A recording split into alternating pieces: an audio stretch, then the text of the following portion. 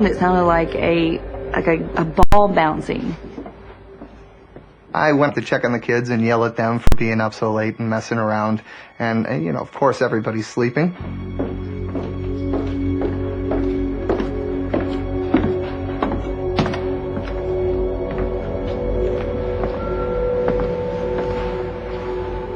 Well?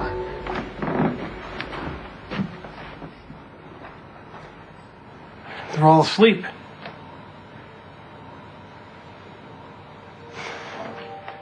You know, these old houses, they make all kinds of noises that you can't explain. It's getting late. I'm going to bed. You coming? I'll be there in a second. Jamie began to view the series of strange occurrences in a new light. At that moment, I did start to get the feeling that we were living in a haunted house.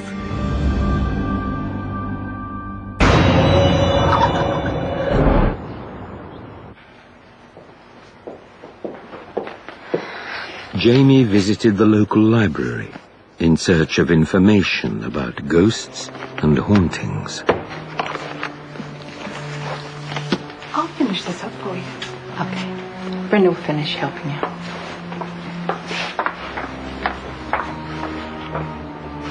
I can't help noticing what kind of books you're checking out here. Are you interested in learning about ghosts? Yes. I grew up in a house that was haunted. Was it around here? 721 Franklin. Jamie was taken aback. 721 Franklin was her family's new address. She started telling me about a boy that had fallen out of the window and died. And he had fallen out of the room that was Bridger's room, where he had been hearing the voices and the people talking. I felt the color just rush out of my face. Everything makes sense now. All the little things that had happened that I thought, you know, someone was trying to play with us.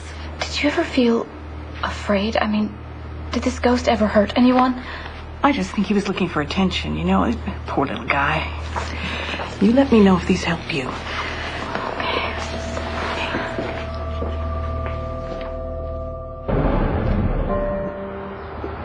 When Jamie told Ben about what she'd learned at the library, they both hoped for the best, that the activity would begin to fade away. As the holiday season neared, things seemed to quieten down.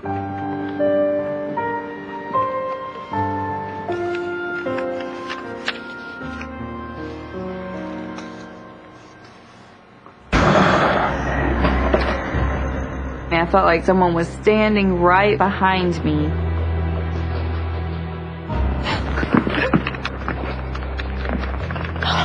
Some rest, though. I'll put in the paperwork. Let me grab that, okay? First aid. Ben, thank God you answered. Jamie, what's wrong? I felt like I was being watched, and then suddenly I looked up and I saw him on my computer screen. You saw who? Ben, I didn't get a good look at who it was, All right, but what happened? it was evil. I'll try to come home early, I promise. It was very frustrating. And not being able to be there, I felt totally trapped. That was probably the first time that I felt threatened. I didn't feel like it was a little boy playing games with us. I knew that this was something different.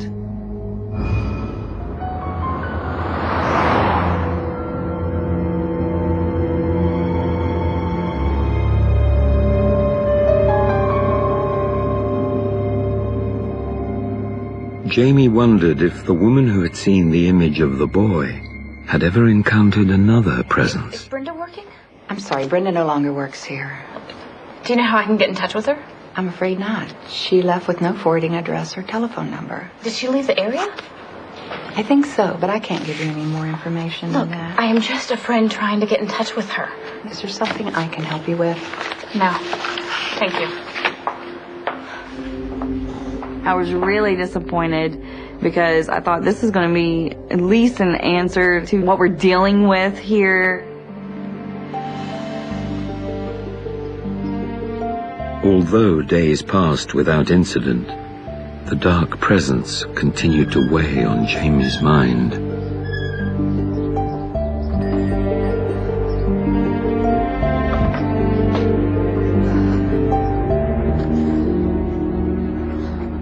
Aren't you forgetting something?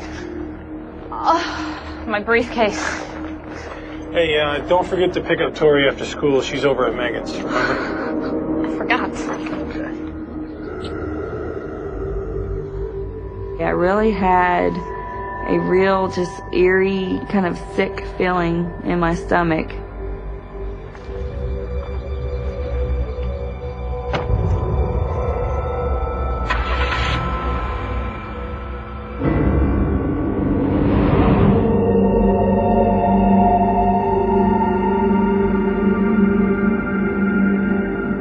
I really dreaded going home. It was starting to not feel like a home anymore.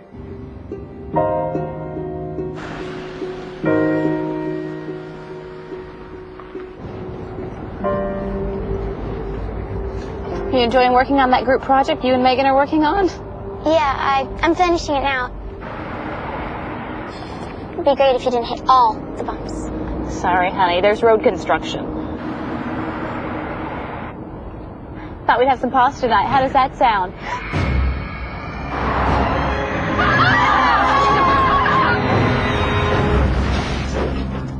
When I got out, Tori was under the minivan, pinned, face down, with the weight of the entire minivan on her, and I thought, she's not going to make it through this.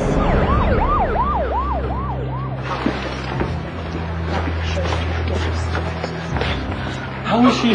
They think her back would be broken. Oh my God. They didn't know exactly to what extent she had a broken back.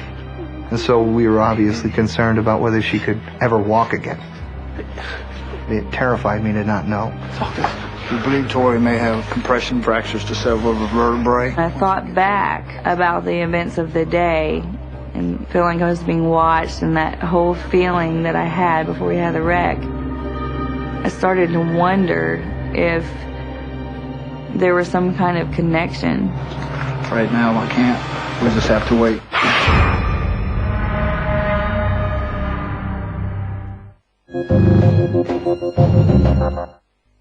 People don't vanish Family and friends are trying not to lose hope without leaving a clue. She walked through the door, and that was the last time I saw her. We did get the cell phone records right away. There wasn't any evidence of a struggle. Their search was thorough. I mean, he really was not there. You don't think she's disappeared? The world just stopped. Your daughter's missing. The police don't seem to know where she is. It's a mystery. Brand new Disappeared. Monday at 8:10 on Investigation Discovery. Uncover the motive. Piece together the fragments. Separate truth from deceit. Expose the vital clues that can put a murderer away for life. Investigation Discovery expertly examines every shred of evidence to expose the truth. Examine the anatomy of crime with Investigation Discovery. Contact your operator.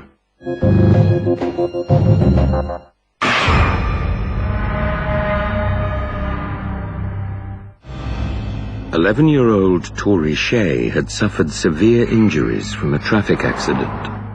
Her mother had seen something on the road and lost control of the vehicle. After 2 weeks in hospital, Tori was released, just in time for Christmas. Doctors expected her to make a full recovery, but Tori would be bedridden for several months.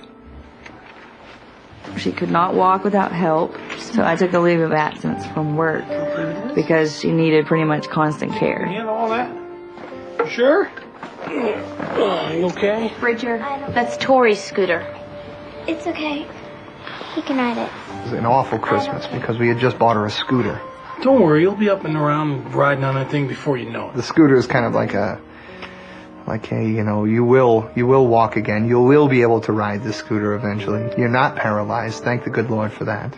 Come on, Tori. You heard what the doctor said. You are young and strong. You are going to be up and about in no time.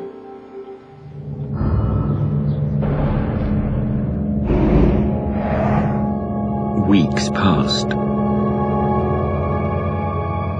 Jamie Shea was so focused on her daughter's recovery that she all but forgot about the paranormal activity her family had been witnessing at home. I really didn't think of anything else other than I wanted my daughter to be okay.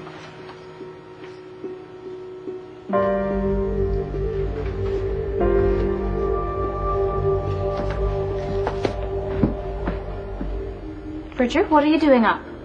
People in my room are talking again. What are they saying? I can't understand them. The good boys and the bad boys all talk over each other. What bad boys? Who are the bad boys? I don't know, 'cause I sleep with you and Dad. Okay, you can stay with us tonight. He's sleeping with us tonight. He's hearing voices again. I'm gonna go check on Jackson. Hey, buddy. You okay? Did you hear something scary?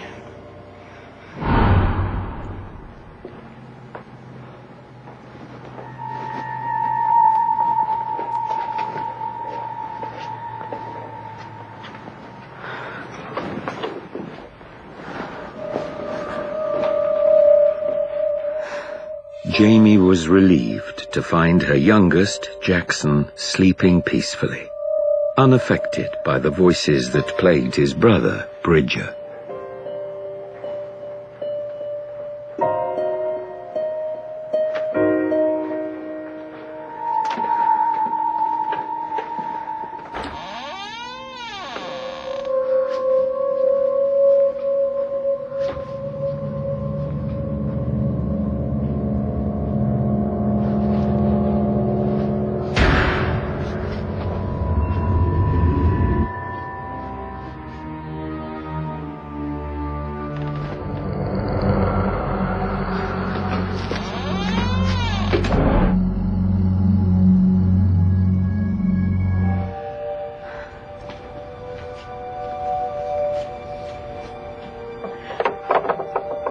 I just don't feel safe anymore. I don't think I can handle it. I feel like we are being watched all the time. But there's no way we can go anywhere until Tori is better. I didn't care whether the house was haunted or not at that point. We were just going to take care of our daughter, get her walking again. Well, we can start looking now, and I'll put the house on the market and see what kind of offers we get. In all our free time. Yeah, really. I loved this house. Yeah. Me too.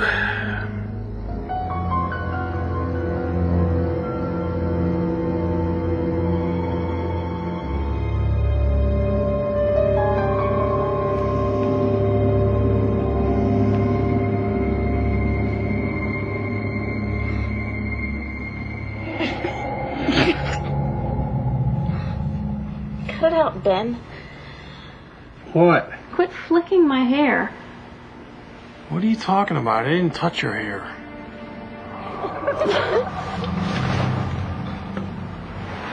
Seriously, I didn't touch it.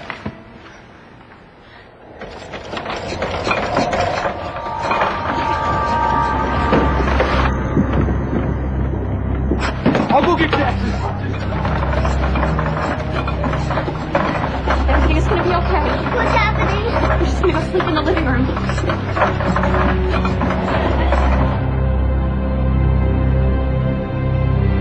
What's going on? What happened? You're gonna wake the baby.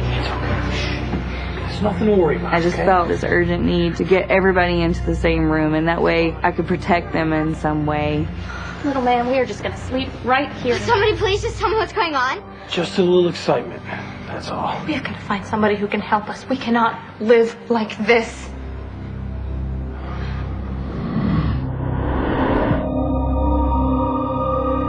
There was an evil presence in the house that was out to harm us.